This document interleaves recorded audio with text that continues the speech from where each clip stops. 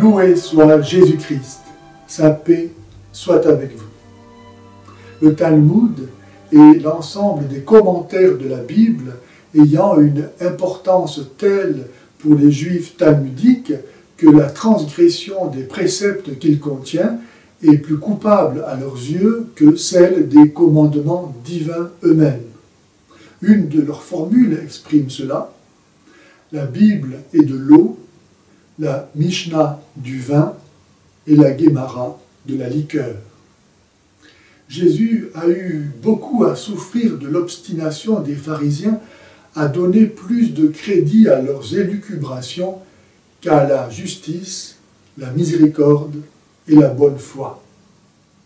L'amour de ces doctrines toutes humaines a conduit ces Juifs non seulement à faire condamner Jésus à la croix, à persécuter son Église, mais encore à engendrer l'islam.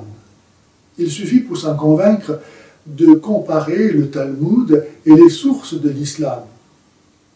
Ainsi, nous lisons dans le Talmud « Tuer un non-juif est comme tuer un animal sauvage. Les chrétiens doivent être exterminés, car ce sont des idolâtres. Il faut abattre les renégats qui se sont tournés vers les rituels chrétiens. Les Juifs baptisés doivent être mis à mort. Les Juifs peuvent mentir et se parjurer si c'est pour faire condamner un chrétien. » Ce genre de propos sortis tout droit de l'enfer se retrouve dans le Coran et les hadiths. Si en 553 l'empereur Justinien a interdit dans tout son empire le Talmud, c'est en raison des abominations du genre de celle-ci. Mais le judaïsme talmudique a pris sa revanche en élevant dans le Coran le Talmud au rang de parole de Dieu. Commençons par remarquer que le nom de Mahomet n'apparaît que 5 fois dans le Coran, et encore toujours dans des interpolations.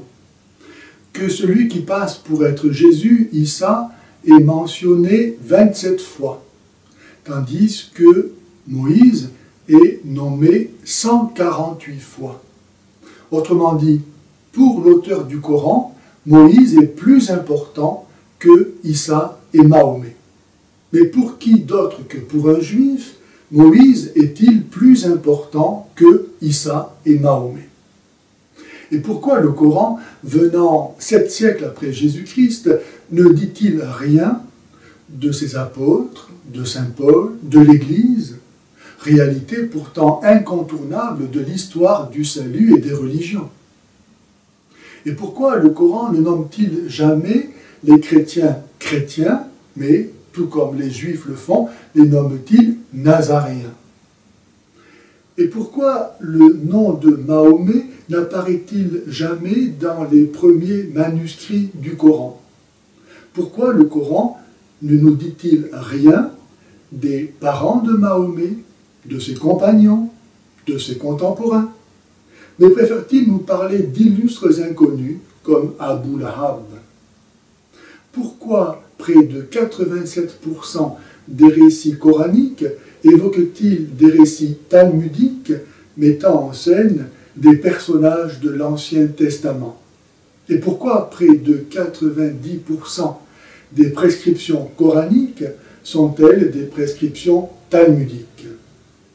Reconnaître le judaïsme talmudique à l'origine de l'islam permet notamment de comprendre pourquoi des personnages tels que Mahomet, Issa ou Mariam n'ont pas de consistance historique.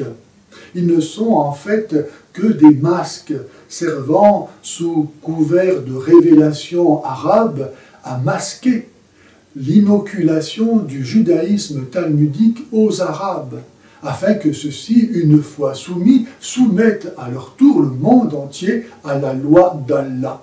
Car Allah aime les Juifs plus que tous les peuples de la terre, y compris donc plus que les musulmans. Si donc les musulmans réalisaient qu'Allah aime les Juifs plus qu'eux, comprendraient-ils à qui ils sont véritablement soumis?